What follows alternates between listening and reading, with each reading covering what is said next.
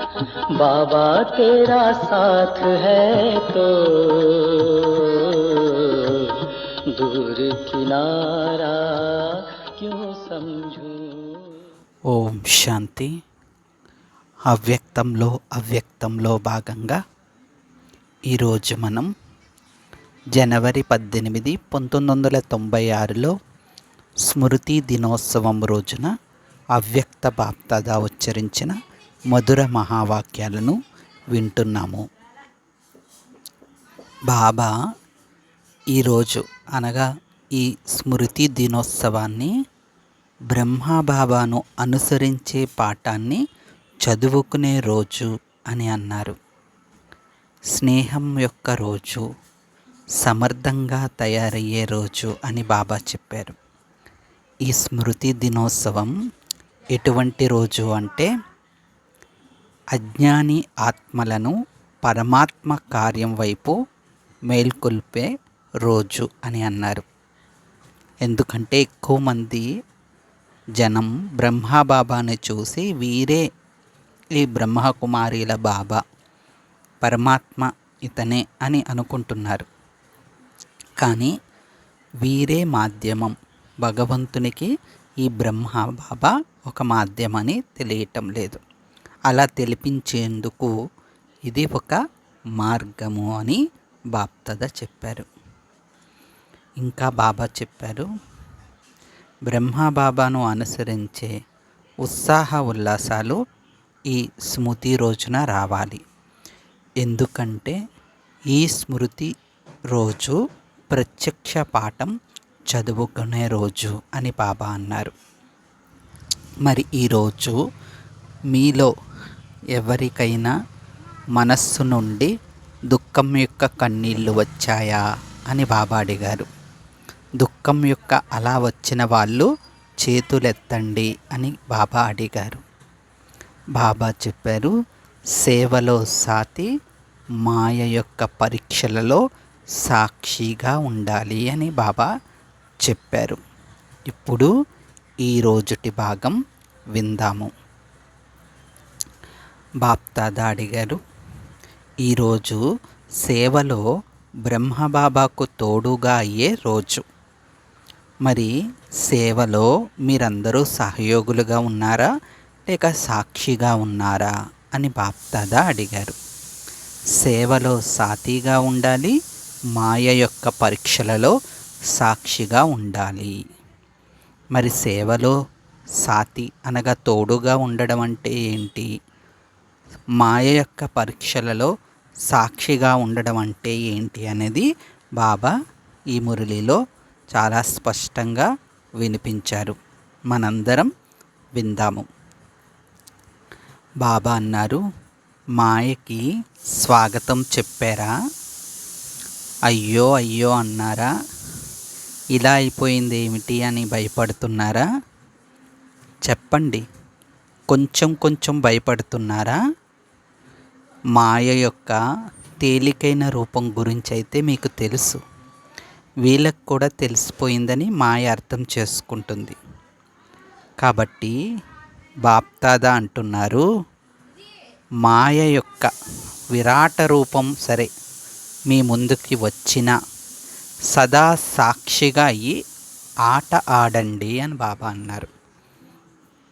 సర్వసాధారణంగా ఆట అంటే మనోరంజనంగా ఆడతారు.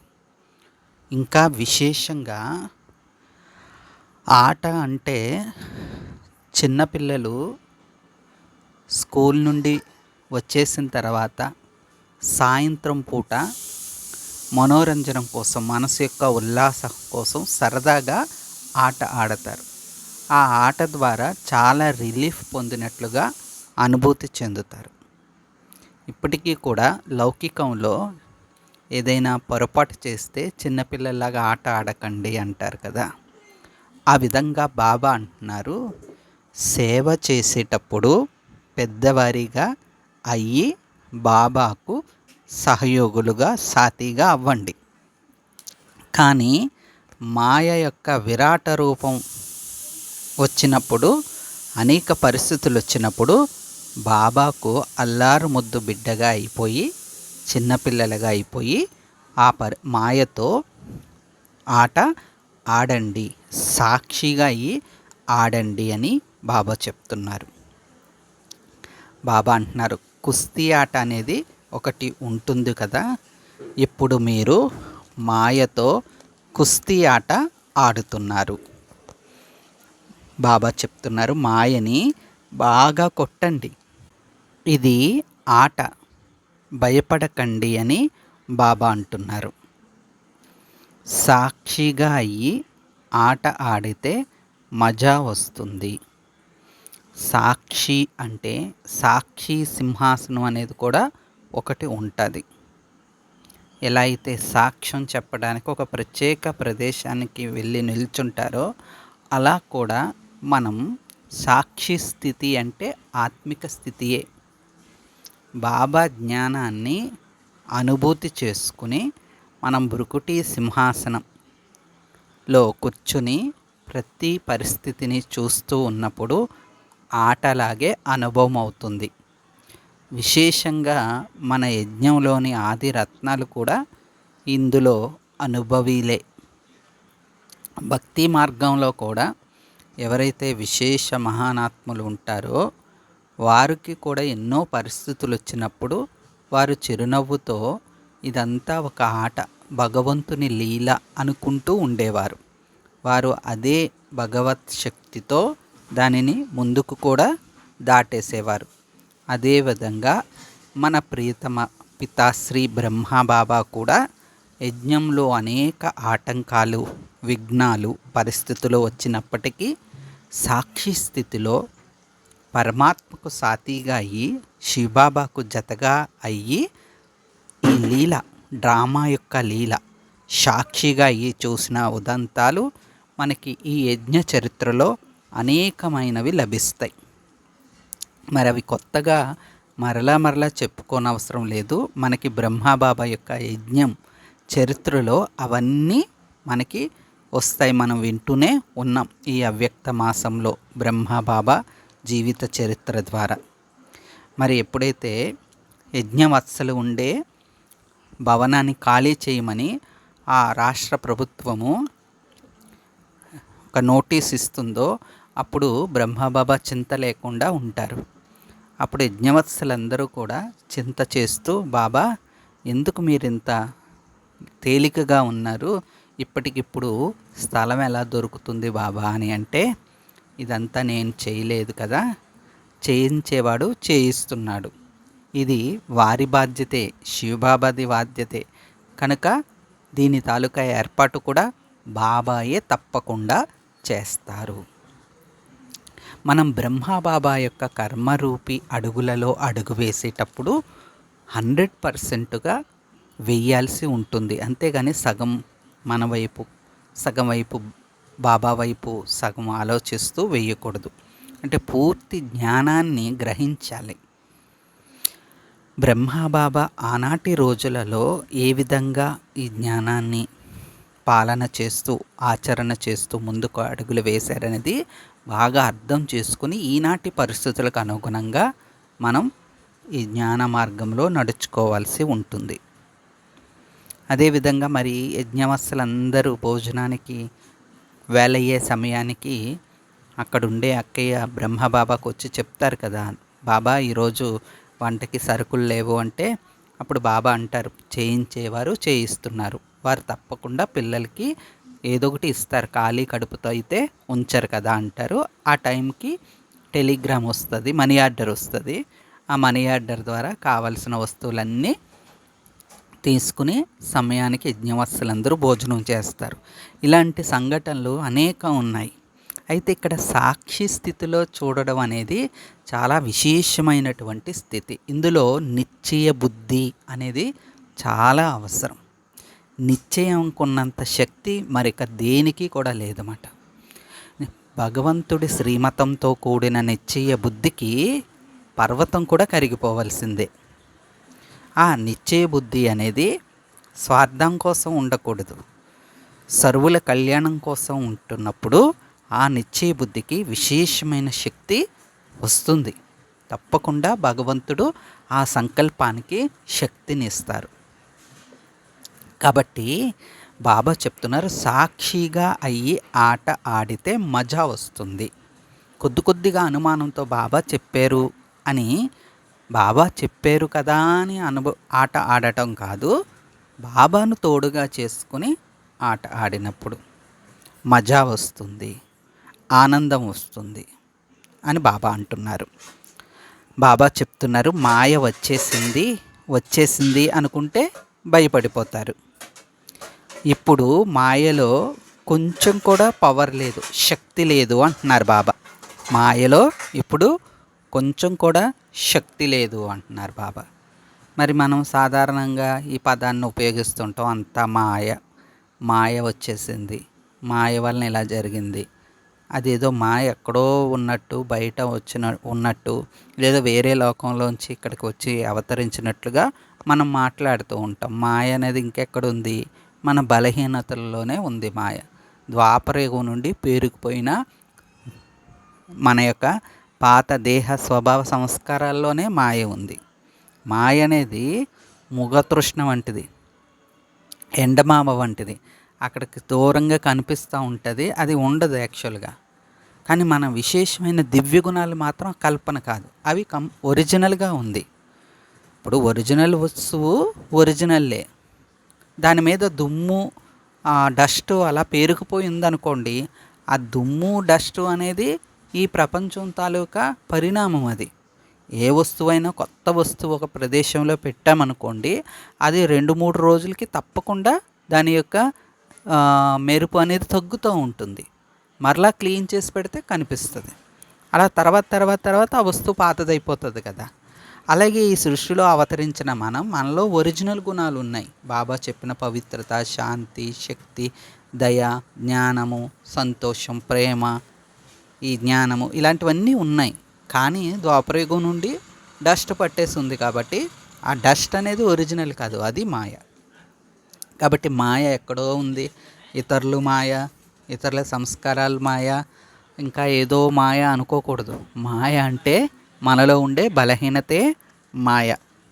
కాబట్టి ఈ బలహీనతకు ఇప్పుడు శక్తే లేదు. బాబా చెప్తున్నారు, ఇప్పుడు మాయ యొక్క పరిస్థితి, మాయ యొక్క రూపము కూడా బాబా చెప్తున్నారు. ఎలా ఉందంటే, బాప్దాద చెప్తున్నారు, బయటికి సింహంలా ఉంది కానీ పిల్లి కూడా కాదు అంటున్నారు బాబా. పిల్లి అయితే కొంతన్నా భయపడుతుంది సింహం కన్నా, సింహం అయితే ఇంకా భయపడుతుంది, కానీ పిల్లి ఇంకొంతగా అయినా భయపెడుతుంది. కానీ బాబా అంటున్నారు, పిల్లి కూడా కాదు, మిమ్మల్ని భయపెట్టడానికి పెద్దగా వస్తుంది. ఫోబియో అంటూ ఉంటారు కదా ఒక పదం. అలా గత జన్మల్లో, గత యుగాలలో జరిగిన సంస్కారాలు మనలో ఉండిపోయి అదే ఫీలింగ్లోకి వచ్చేసి ఇదే పరిస్థితి, ఇదే సమస్య, ఇదే వ్యక్తి ఆటంకము అనుకుంటూ ఉంటాం మనం. కాబట్టి బాబా చెప్తున్నారు, ఇది మిమ్మల్ని భయపెట్టడానికి పెద్దగా వస్తుంది. దాన్ని చూసి ఇప్పుడు ఏమవుతుందో, ఏమిటో, ఏం చెయ్యను, ఎలా అవుతుందో, ఏమైపోతుందో అనుకుంటున్నారు. అనుకుంటాం కదా, బాబా మురళి వినేటప్పుడు జోష్, ఉమంగ ఉత్సాహాలు. బాబా రూమ్లో యోగం చేసినప్పుడు చాలా హ్యాపీగా ఉంటుంది, జోష్గా ఉంటుంది. కానీ కర్మక్షేత్రంలో అడుగుపెట్టినప్పుడు ఆట మొదలవుతుంది. ఒక్కొక్కసారి స్వయానికి స్వయమే డీలా పడిపోయే ఆట రావచ్చు, లేదా అనుకోని పరిస్థితి, సంఘటన అనే ఆట రావచ్చు, లేకపోతే ఇతరాత్మల యొక్క సంస్కారాల సంఘర్షణ అనే ఆట రావచ్చు. ఇక మరి ఆటే ఆట. బాబా అన్నారు, ఆటలు ఆడవద్దు అని బాబా చెప్పలేదు, ఆట ఆడండి. కానీ ఎలా ఆడమన్నారు? సాక్షిగా అయ్యి ఆడమన్నారు. ఇక మరి మనసులో ఏది పెట్టుకోకూడదు, గడిచిపోయింది ఏది కూడా. ఆట అయిపోయిందంటే ఇంకా అది సమాప్తమే. కాబట్టి బాబా చెప్తున్నారు, మాయ మిమ్మల్ని భయపెట్టడానికే, ఏదో చేయడానికి రాదు, కేవలం భయపెడుతుంది మాత్రం. అలా భయపెట్టడానికే పెద్ద పెద్ద రూపాల్లో వస్తుంది. మరి దాన్ని ఇక చూసి, ఆ పరిస్థితిని చూసి, వ్యక్తిని చూసి, లేకపోతే స్వయం యొక్క పరిస్థితి, స్వస్థితిని చూసి డీలా అయిపోవటం, ఏం చేయాలో, ఎలా అవుతుందో, ఏమవుతుందో ఇలా ఎప్పుడూ అనకండి అంటున్నారు బాబా.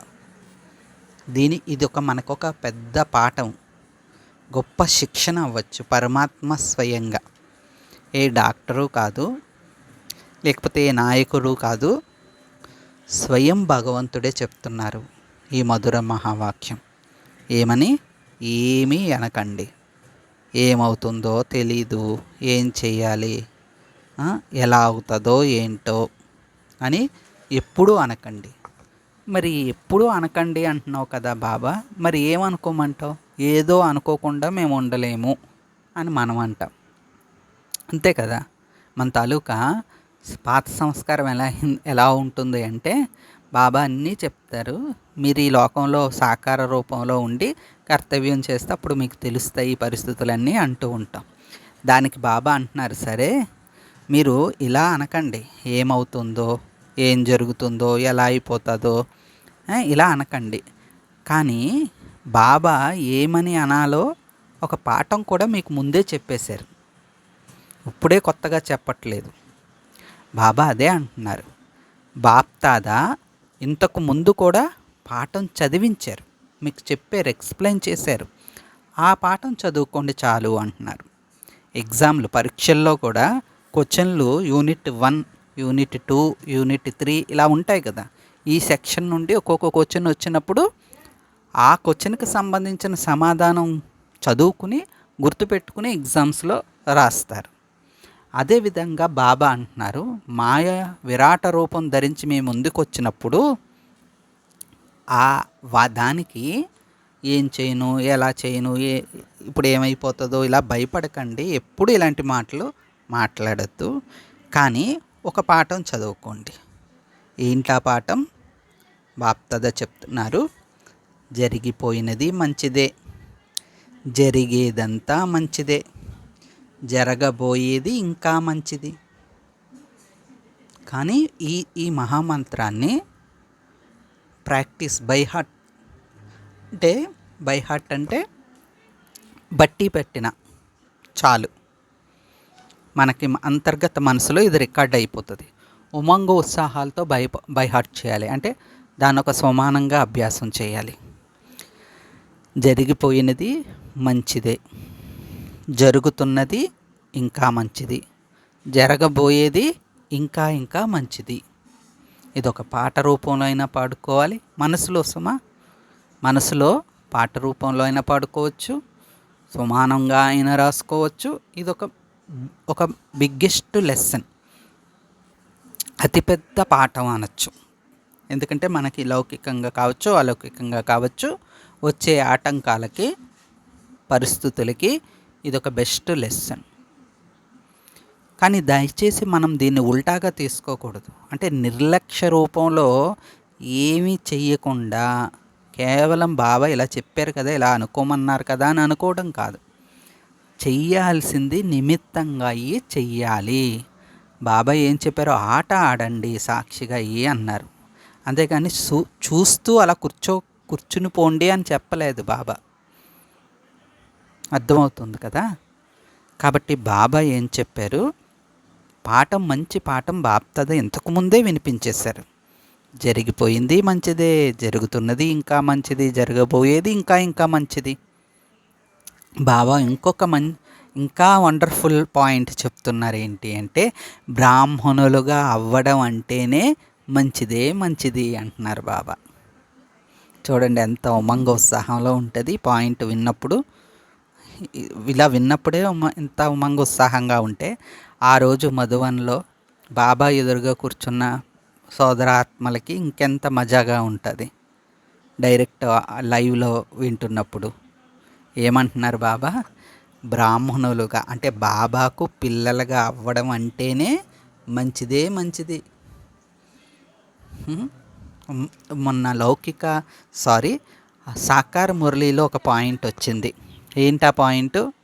సాకార మురళిలో మొన్న డిసెంబర్లో 2024 సంబంధించిన ఆ నెలకు సంబంధించిన సాకార మురళిలో ఒక్కసారి తండ్రిగా అంగీకరించినట్లయితే స్వర్గంలోకి వచ్చేస్తారు.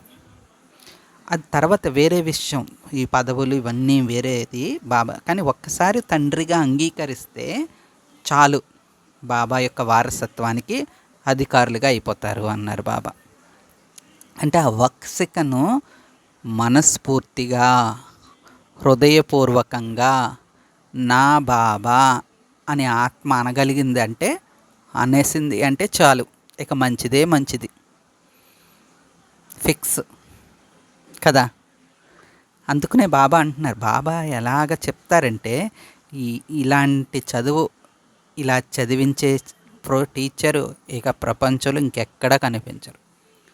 అంత సరళంగా ఒళ్ళో కూర్చోబెట్టుకుని బాప్దాదా వాణి వినిపిస్తారు. కాబట్టి బాప్దాదా అంటున్నారు, బ్రాహ్మణులుగా అవ్వడం అంటేనే మంచిదే మంచిది. కానీ బాప్దాదా ఇంకా చెప్తున్నారు, కలలో కూడా అనుకోని విషయాలు వస్తాయి, ఎప్పుడు ఊహించని విషయాలు కూడా జరగవచ్చు. కొన్ని విషయాలు అజ్ఞాన కాలంలో కూడా జరగనివి వస్తాయి. కానీ జ్ఞానం వదిలేద్దాం అని భయపడకూడదు అంటున్నారు బాబా. ఏంటి ఇందులోకి వచ్చిన తర్వాత ఇలా జరుగుతున్నాయి, ఇది భక్తి కాదు కదా. ఏదో జరిగితేనే నమ్ముతాము, మొక్కితే జరిగితే మొక్కు తీర్చుతాము అనేది కాదు ఇక్కడ. యాక్యురేట్ జ్ఞానం, మొత్తం ఏం చేస్తే ఏం లభిస్తుంది అని చెప్పేటటువంటి జ్ఞానం. అంటే అజ్ఞానం అనే చీకటి నుండి మనకి జ్ఞానం అనే వెలుతురులోకి తీసుకొస్తారు బాబా. కాబట్టి కొన్ని విషయాలు అంటే బాబాకు పిల్లలుగా అవ్వని ముందు జరగనివి కూడా జరగవచ్చు అన్నమాట. అప్పుడే బాగున్నాం, ఇందులోకి వచ్చాక ఇక్కడికి వచ్చాక ఇలా అయిపోయింది ఏంటి అనుకునే విషయాలు కూడా రావచ్చు అంటున్నారు బాబా. ఏం చేస్తుంది మాయ, మరి లాగుతుంది కదా. ద్వాపరయుగం నుండి ఉన్న సంస్కారాలు అన్నీ చూపిస్తూ ఉంటుంది మాయ. మనసు చూసావా, నువ్వు ఇందులోకి వచ్చావు, ఇలా రాకపోయి ఉంటే ఆ విధంగా హ్యాపీగా ఉండేవాడివి కదా, ఇలా చేసి ఉండేవారు కదా, నీకు ఇంత కీర్తి వచ్చేది, పేరు వచ్చేది, ఇక్కడ ఇంత చేయాల్సి వస్తుంది, ఇలాంటివన్నీ తీసుకొస్తుంది, ముందు పెడుతుంది. ఇది ఒక పరీక్ష, ఇది ఒక ఎగ్జామ్ పరిస్థితి కావచ్చు. కానీ బాబా ఏమంటున్నారు, బాబా చెప్తున్నారు, ఏ పరిస్థితి వచ్చినా ఆ కొంచెం సమయం, ఏ పరిస్థితి వచ్చినా ఆ కొంచెం సమయం దానిని టీచర్గా భావించండి. సదాకాలం కోసం కాదు, కొంచెం సమయం కోసం దాన్ని టీచర్గా అనుకోండి. ఏ పరిస్థితి అలజడి కలిగించేది వచ్చినా సరే, ఇది నాకు టీచర్గా అయ్యి వచ్చింది. పెద్ద టీచర్ బాబా, మనకి ఆత్మిక టీచర్ కదా. కానీ పరిస్థితిని కూడా ఒక టీచర్గా భావించండి అంటున్నారు బాబా. అంటే ఏంటి, బాబా అంటున్నారు టీచర్ ఏం చేస్తారు, లెసన్ చెప్తారు, అలాగే పాఠం చెప్తారు, అలాగే పరిస్థితి కూడా విశేషంగా మిమ్మల్ని 2 శక్తులకు అధికారిగా అనుభవిగా చేసేందుకు మీ ముందుకు వస్తుంది అంటున్నారు బాబా. ఇది చాలా గుహ్యతలోకి వెళ్ళి అర్థం చేసుకోవలసిన విషయం. మామూలుగా పైకి చదువుకుని విన్నా అంత త్వరగా అంతు పట్టదు. అర్థమవుతుందా? బాగా యోగం చేసి ఒక మంచి స్థితి ఏర్పాటు చేసుకుని మనసుని మంచి మంచి సంకల్పాలతో ప్లెయిన్గా చేసుకుని ఈ పాయింట్స్ విన్నప్పుడు అప్పుడు ఆ పరిస్థితులు ఇలా వస్తాయి మాట, ఇలా ఎదుర్కోవాలి మాట అనేది మనకి అనుభవం అవుతుంటుంది. లోపల అంతర్గతంగా అనిపిస్తూ ఉంటుంది. ఏంటా 2 శక్తులు? బాబా అంటున్నారు, ఒకటి సహన శక్తి లేదా అతీత శక్తి లేదా నష్టోమోహగా అయ్యే శక్తి. కొన్ని వస్తువుల్ని మనం వదలలేకపోవచ్చు, దాని మీద మోహం ఉంటుంది. కానీ పరిస్థితి వచ్చిందా ఇంకా వస్తువుని పక్కన పెట్టేస్తాం. ముఖ్యంగా మొబైల్ ఫోన్ కావచ్చు, మరి ఈ రోజుల్లో మొబైల్ ఫోన్ మీద జరుగుతున్న క్లాసులు ఇంకెక్కడ ఏది వస్తువు మీద జరగటం లేదు. అన్ని కాంప్లికేషన్స్, అన్ని ప్రాబ్లమ్స్ మొబైల్ నుండే వస్తుంది. మాయ యొక్క అంతిమ రూపం మొబైల్ అయ్యి ఉండొచ్చు. అలా ఇక ఆ వస్తువుని వదలలేం, కానీ పరిస్థితి వస్తుంది, పాఠం నేర్పుతుంది. ఇంక నేను ఈ వస్తువుని విసిరేయి అన్నంతగా వస్తుంది. అలాగే వ్యక్తులను కూడా వాళ్ళంటే చాలా ఇష్టం, వాళ్ళంటే చాలా ప్రేమ భావం ఉంటుంది, కానీ వాళ్ళతో వేరుగా అయ్యేటటువంటి పరిస్థితి వచ్చేస్తుంది. అప్పుడు ఒక పాఠం, నువ్వు ఆ వ్యక్తిని కాదు, అక్కడ వాళ్ళని చూడకూడదు. చూడాలనుకుంటే బ్రహ్మబాబాని చూడండి, స్మృతి చేయాలనుకుంటే శివబాబాని స్మృతి చేయండి. ఇక మిగతా వారిని ఎవరిని కూడా చూడకండి, కానీ గౌరవం ఇవ్వాలి. బాబా అన్ని విధాలుగా నియమాలు తయారు చేశారు, అన్ని రకాల మర్యాదలను మర్యాదలను నేర్పారు కదా బాబా. ఎక్కడ కూడా మనకి వేరే విధంగా శిక్షణ ఇవ్వరు, అన్ని విధాలుగా భర్పూరుగా శిక్షణ ఇస్తారు. అలాగే కొన్నిసార్లు పరిస్థితికి సహనంగా ఉంటే ఆ పరిస్థితి వెళ్ళిపోతుంది, అతీతంగా అయితే వెళ్ళదు. సహనంగా అవ్వాలి, ఇముడ్చుకోవాలి. ఇముడ్చుకునే శక్తిని ఉపయోగిస్తే ఆ పరిస్థితి వెళ్ళిపోవచ్చు. కొన్నిసార్లు అతీతంగా అవ్వాల్సి ఉంటుంది, ఆ పరిస్థితిని మర్చిపోవాలి. మర్చిపోతే పరిస్థితి మనల్ని మర్చిపోవచ్చు. కొన్నిసార్లు ఆ వస్తువుని లేదా వ్యక్తిని లేదా కొద్దిగా దాన్ని వదిలేయాల్సి ఉంటుంది, మోహాన్ని వదలాలి, నష్టమోహంగా తయారవ్వాలి. అప్పుడు ఆ పరిస్థితి వెళ్ళిపోతుంది. కాబట్టి బాబా అంటున్నారు, పరిస్థితి వచ్చిందంటే మిమ్మల్ని సహనంగా చేయడానికి వస్తుంది, లేదా మిమ్మల్ని అతీతంగా చేయడానికి వస్తుంది, లేదా మిమ్మల్ని నష్టమోహులుగా తయారు చేయడానికి వస్తుంది. ఈ 3 విషయాల్లో కూడా ఏముంది? సారం ఒకటే, స్మృతి స్వరూపం. స్మృతి స్వరూపంగా ఉన్నప్పుడే మనలో సహనశక్తి వస్తుంది. స్మృతి స్వరూపంగా ఉన్నప్పుడే మనకి బాబా నుండి టచింగ్ వచ్చి అతీతం అవుతాము. స్మృతి స్వరూపంగా ఉన్నప్పుడే మనం నష్టమోహులుగా అవుతాం. ఇన్ని మురళీలు సారాంశము ఒకటే కదా, స్మృతి స్వరూపం అవ్వమనే కదా, బాబాను తలంపు చేయడానికే కదా ఎన్ని శిక్షణలు మనం పొందుతున్నాము. కాబట్టి ఇది ఒక శక్తి.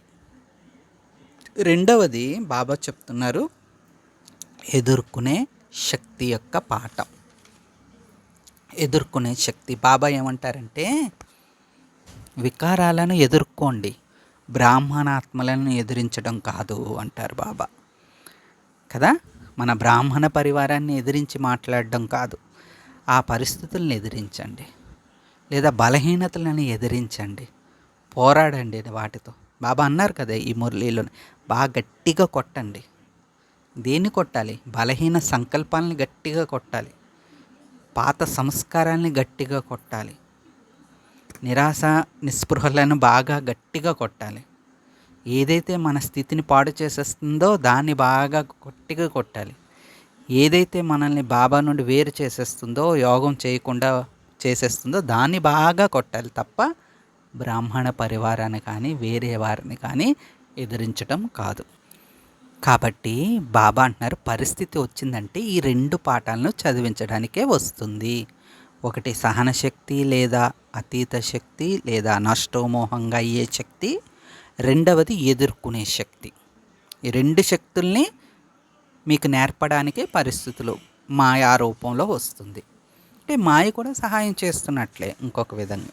అలా వచ్చింది కాబట్టి మనం బాబాకు దగ్గరగా అవుతూ ఉన్నాము కదా. కాబట్టి ఈ విధంగా మనం బాబా యొక్క శిక్షణలను మనం ఆచరించినప్పుడు అందులో నుండి శక్తి వస్తుంది. బాబా అంటున్నారు, మేము నిమిత్తం అంటున్నారు, కానీ నాదంటూ ఏదీ లేదు అని అంటున్నారు, మళ్ళీ అందులో పడిపోతున్నారు. కానీ మిమ్మల్ని మీరు మోసం చేసుకోవటం లేదు కదా అన్నారు బాబా.